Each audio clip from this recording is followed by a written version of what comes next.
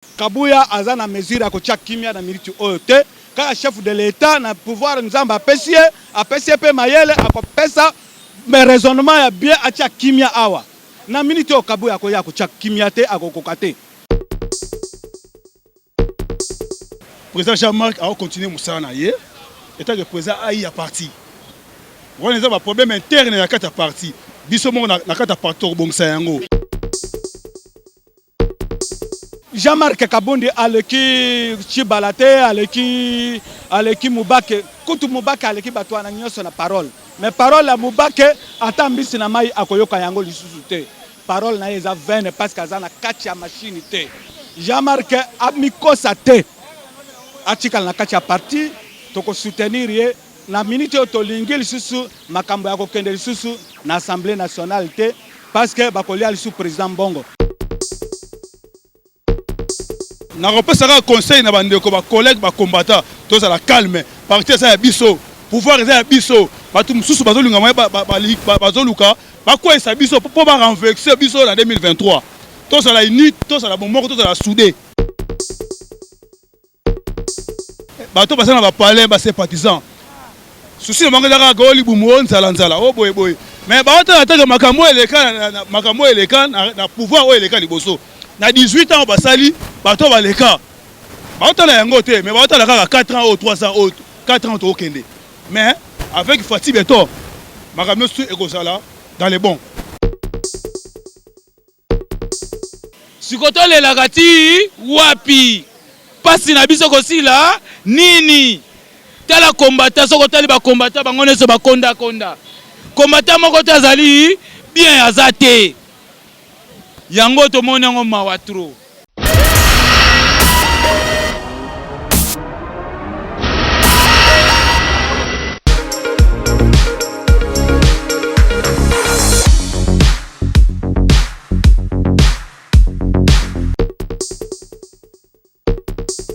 Tokondima oyo parti aye debiso ou bien président de la République moko ye moko aye debiso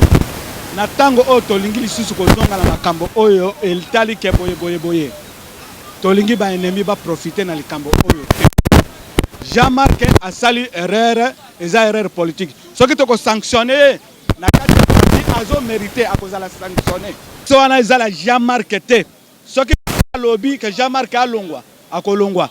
soki biso toboyi ke tozali lisusu ya ko organiser makambo toyemi makambo basalaki biso pona Sama Lukonde po Sama Lukonde apo ça fait 6 mois na minute oyo makambo ya kolinga yete asali erreur moko ya makasi biso pe tozo regretter nga putu na regretter makasi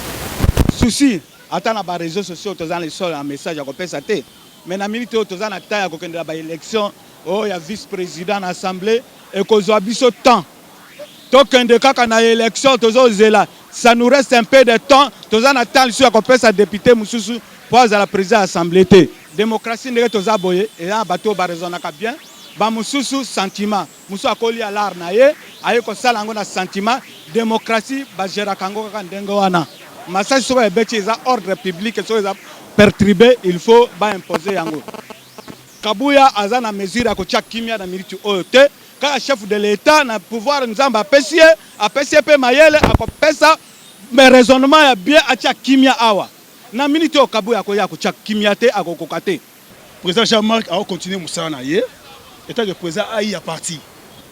wana eza ba problème interne ya kati ya parti biso moko na kati ya parti obongisa yango. Les mal monsieur eza bino pe bandeko ya UDPS boza parti au pouvoir mais bona ba secret bona secrété nyonso bozo exposer bozo bimisa donc si buta place to komi vraiment kasi yango likambo na to loba ke ba traître bakoti na kati ya makambo oyo donc ma divergence koti ko kabone koti et kabone à deux côtés mais to yebisi bango ke eza ba problème interne to bongisa yango to résoudre yango biso moko donc bambu mama ben nyonso bo bima bo boire bango. Merci bambu mama ben le sous to rejeter bango en bloc bango sa libanda po amour à parti to ça na so to telemi eza pour amour à parti a eza ntaka te parti politique moko mona muta oti na parler na ye aye awa bana tongo ti soir ezala raté ba parti politique mswana oyo yebi na to tanga kombo te oyebi mais IDPS c'est état d'esprit eza état d'esprit eza idéologie à vie IDPS c'est idéologie eza état d'esprit sans idéologie oya awate yango na lobby tout à l'heure que et ça problème il y a interne ya kati ya biso mo ya parti to ko bongisa yango na ba konzi ya parti bakoki kolokota ata yo journaliste ndenge toza na yo batio na place wana okozwa soutien liloba na yo ekokende partout bamubaka bakenda wapi lumubaka banda koloba bien awa lelo parole na ye eyokokende ata mai ya njili te bakoyoka yango te. Jean-Marc Kabundi aleki Chibala te aleki Mubake kutu Mubake aleki bato wana nyonso na parole mais parole ya Mubake ata mbisi na mai akoyoka yango lisusu te. Parole na ye eza vaine parce que aza na kati ya machine te. Jean-Marc amikosa te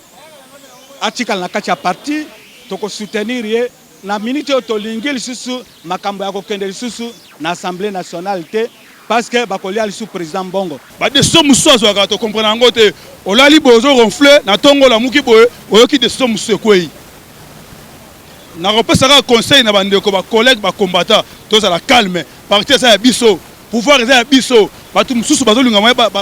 bazoluka bakwesa biso po ba renverser biso na 2023 to ça la unité to ça la bomoko to ça la soudé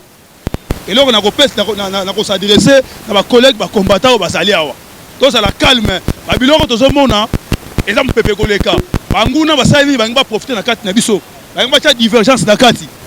biso to fusionner élection en 2023 pour remporter en majorité Assemblée nationale na Sénat nyonso jusqu'au binomo européen. oui to pour to diriger ko biso moko na 2023 pour peuple congolais oyo basana ba palais bato basana ba palais ba sympathisants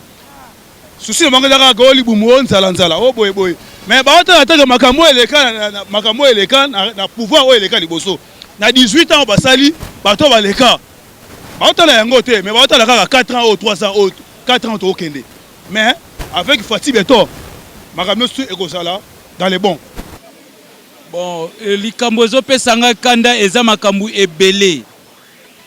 ndenge tozali awa biso ba combattant toza awa banda to banda liti na biso tolela kaka totambola bambangu tokenda banzela ebele tozoka tosala makambo ebele oyo esengeli kosala na batu mususu mami na cameraman o aza na yo pembeni o azo camere filme oyo ayebi mukolo mususu bamema na échangeur tokenda na bango bakimisa na échangeur tokoma masasi ebeti moko kutu babete masasi na mopanzi hein akufa mais ti jusque là tozomona eloko moko te to continuer ka kotambola kaka na sanzete tokosuka ne be wapi tozala na se toujours bambetima batukokufa kozoka masasi tozoyeba te biso juste eza makambu nini yoza président de la république papa na biso ovanda na biso batangu ebele oyebi biso bana na yo